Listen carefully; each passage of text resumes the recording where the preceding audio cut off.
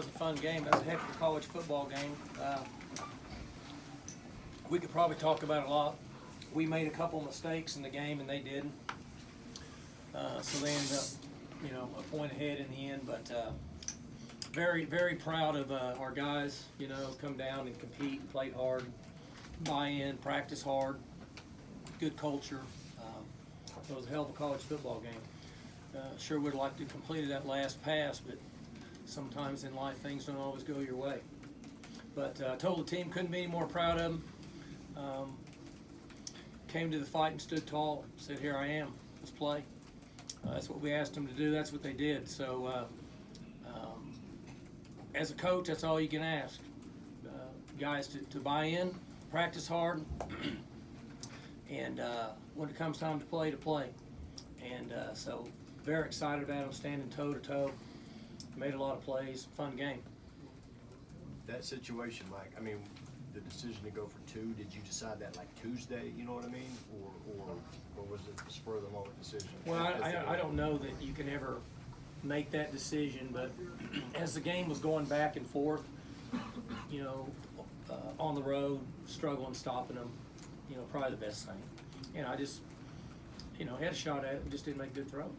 Did you like, most guys have a play going into a 2-point play or a couple. Is that one of the plays you had that you Sure. said, hey, We go into every game with two-point plays. what'd you like about that one?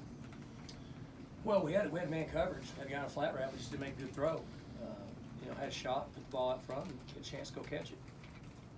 Did Amendola's missed PAT at the beginning of the fourth quarter factor into the decision to go for 2 there at the end?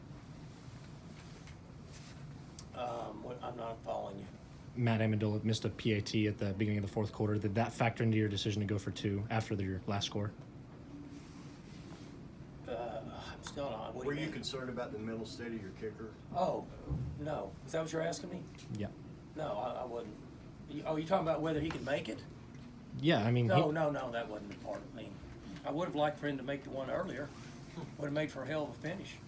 But no, I didn't catch what you were saying. Mike, your defense actually played pretty good in that second half. I think they scored twice. What happened after halftime that you were able to slow them down? We made a couple adjustments. They're big. They're good at their double pull play. One is fantastic. He's tough to deal with. There was times that we had him wrapped up. He would make plays here and there. We didn't start the game very good. If we'd have just played a little better earlier, it maybe would have been different. But, I don't know. In a game like this with, what was there, 86 and 77 and in special teams and all that, probably 200 plays. So we made a few adjustments, played a little better. They're good on offense. They average 9 yards a snap, I think. But they're good. They got a good team. Mike, how much did losing Justice Hill affect your game plan on offense? You guys kind of went away from using 2 backs once you lost him. It factors in some, yeah. I thought they did a great job of kind of rallying there to overcome that. But it took us out of, you would have to ask Mike 15-20% of some stuff that we had planned in the game. How do you feel about Chuba and the way he played when he came in? I thought he did good. He ran hard. He put the ball on the ground. That's the thing that we stress all the time is ball security But he's young. He's learning, and thought he ran hard, made some plays. How did you feel about Taylor's performance today? He played good, right? He was 34 of 53 for 500 yards. Played pretty good. Ran the ball effectively at times, on a couple scrambles and draws. Played really good. When you score 48 points, it seems crazy to question the offense, but you actually talk about the fumble. You also had some drops from guys who don't usually drop the ball. So we probably had more drops in this game than we have in the last 2 or 3 games put together. I can't answer that why. Is that a sign your offensive line played really well? I thought they played the best game they played. Now, I haven't watched the tape and all that. We only rushed for 40 yards, but basically they were playing stop, run, and throw it. That's what they were playing, and so. But I thought we protected pretty well. How big was it for you guys to be able to score before the half? To go out there and have that aggressive drive and be able to score? Yeah, I mean, when you're playing them, I mean, you're going to have to score. And so that's why we came into the game. We weren't going to leave anything on the table. I didn't know we were going to get into an 86-play game with them. They played with a little more tempo than what they normally do, in my opinion. So that caused a lot more plays. But, I mean, we had plans to play fast and just roll the dice and let it roll and take a lot of chances, and it worked for us most of the game. The inconsistencies with Amendola as of late, do you think it's a mental thing with him, or what have you seen out of him? He's not been kicking good late, that's for sure. So we'll have to address that issue tomorrow and try to come up with the best solution. He's just not, he missed a couple against Texas that, really, in my opinion, pretty moderate kicks for this level. Baylor was a different deal.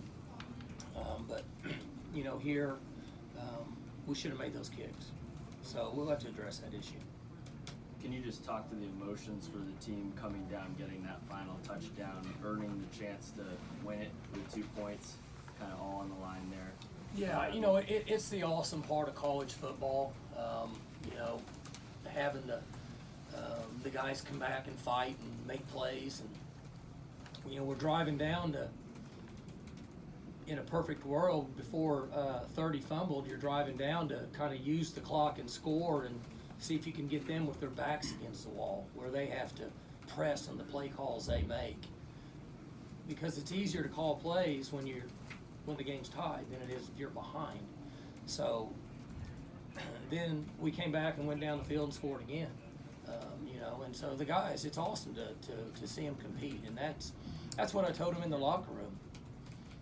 Guys prepared and played hard, and it just didn't come out. They made one more play than we did in the end.